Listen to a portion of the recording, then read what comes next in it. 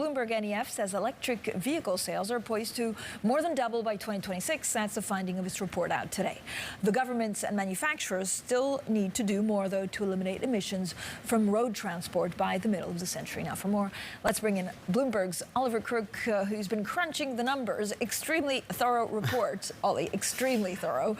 What stood out to you? That's right, Francine. I spent all night reading the 284 pages just to bring you the highlights. In very small print. Indeed, by candlelight, no less.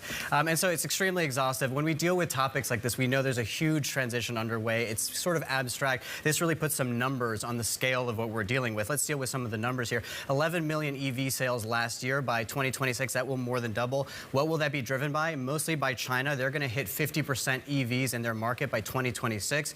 Europe, about 40%. The Nordics, 90% of EV sales will be by 2026, which is fairly remarkable. Let's talk about the money here, the thing that we really care about, the possible scenarios, less and more aggressive in terms of EV sales for net zero. Cumulatively, we're talking about $9 trillion worth of EV sales by 2030 globally, and that's $57 trillion by 2050. If, however, we go to a more aggressive net zero target, that's close to $9 trillion worth of EV sales globally.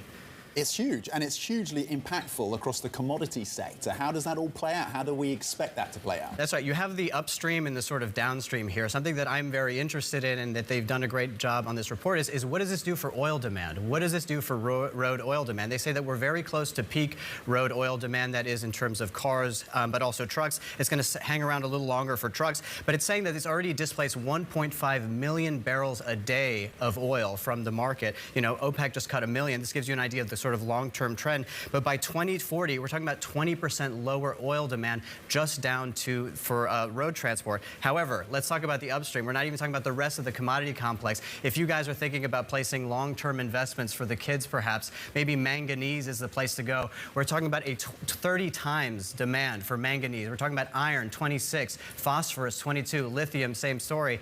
And this is also where you sort of begin to understand the challenges you have. You need to get this lithium out of the ground. You need to develop huge capacity, not just for extraction, but also for processing. And this is a market that China has dominated. Europe, U.S. trying to scramble to catch up.